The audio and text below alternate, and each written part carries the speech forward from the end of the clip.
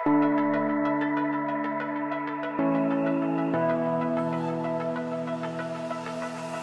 sal sing van u goedheid, Heer, van 'n liefde wat duisternis keer.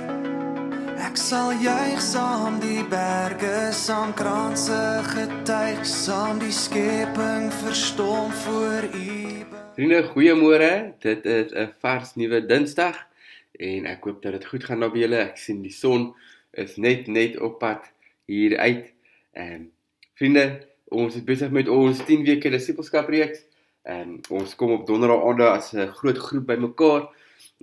Ons is so by die 80, dink meer dalk, mense wat ingeskryf het, wat weekliks bymekaar kom, saam in die skrif tyd spandeer. As jy 'n luisteraar is en jy wil graag deel wees hiervan, laat weet vir ons. Ons maak plek vir jou. Kom kry vir jou 'n boekie en kom sluit aan op hierdie ongelooflike reeks. Hoe ons net vra wat dit is om 'n Christen te wees, wat dit is om as 'n disipel van Jesus te lewe. Ek wil julle regtig graag uitnooi. Welkom vir almal wat ingeskakel is. Dit is lekker om julle hier te sien.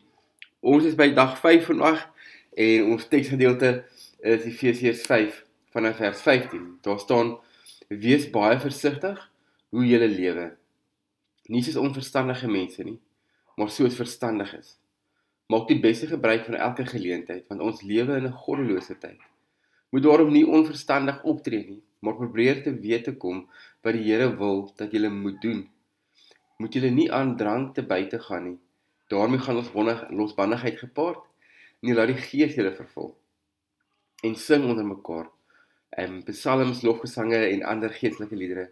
Sing met julle hele hart tot eer van die Here. Dank God die Vader altyd oor alles in die naam van ons Here Jesus Christus. Nou, dit is my interessant hierdie gedeelte.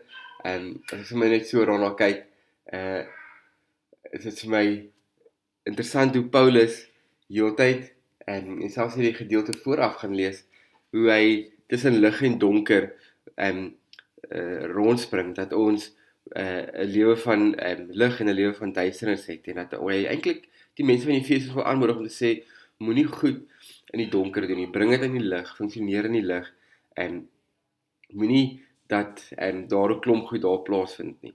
En dan sien ons dat ons hier by ons gedeelte kom dat waar hy sê, maar ons hoef eintlik nie rondom ons te kyk om te sien dat die boosheid in ons wêreld, in ons samelewing, dat dit ons hoef nie te soek nie, dit is daar, nee. Dit is selfs in die kerk, in verskillende kerke waar ons sien waar die waarheid heeltemal verdraai word. En dit is nogals oralste waar ons kom, kan ons hierdie boosheid sien. Sien die ware kinders van die Here het daarom wysheid nodig, nee. Ek en jy het wysheid nodig, hoe om te lewe, hoe om getrou te bly en te anker te bly in hom. En dan sê Paulus, wat daarom is die Heilige Gees vir ons gegee. Die Heilige Gees is vir ons gegee sodat ons onderskeid kan tref tussen lig en donker. En daarom moet ons ons self begewe aan die wêreldse goed nie. Moenie oorgee aan drank nie. Sing eerder liedjies. Kom en aanbid hom, prys sy naam. Dit is wat Paulus dan vir die Efesiërs skryf. En dan die mooi woord om te sê, dank God vir alles wat julle het, nee. Dan laaste gedeelte, dank God die Vader altyd oor alles in die naam van ons Here Jesus Christus. So wat hoor jy vanoggend? As ek hierdie gedeelte hoor vanoggend, dan hoor ek net weer, boosheid is daar so, die gebrokenheid van die wêreld is daar so. Ons hoef nie slim te wees, ons hoef nie een of ander graad te hê om te sien dat wat in ons wêreld aangaan, boos is nie.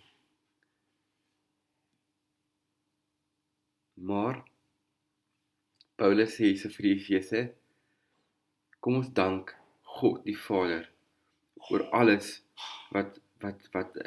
oor alles in die naam van ons Here Jesus Christus.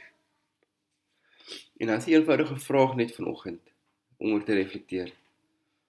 Waarvoor kan ek en jy hom dankie sê vanoggend? Wat is dit waarvoor ons kan dankbaar wees? Wat is dit wat in die laaste 24 uur in jou lewe gebeur het? is daar iets waarvoor jy dankbaar kan wees?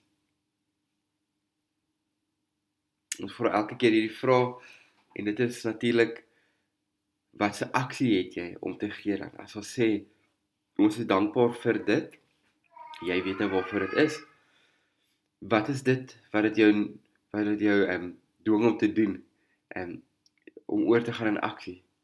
Wat is dit dan? Normaal saam met jou bid ook vanoggend. Saam met jou dankbaar wees. Dankbaar in die naam van Jesus Christus vir alles. Here Jesus, ons wil kom dankbaar wees vir alles. Dankie vir alles wat ons het, Here Jesus. Here, in 'n wêreld vol stikkindheid en gebrokenheid en boosheid, is ons dankbaar, Here Jesus. Dankbaar dat ons vanoggend kon opstaan, dankbaar dat ons vanoggend 'n warm koppie koffie kon drink. Here, U weet waarvoor elkeen van ons vanoggend dankbaar is. Here, ons wil U naam kom eer daarvoor. Amen.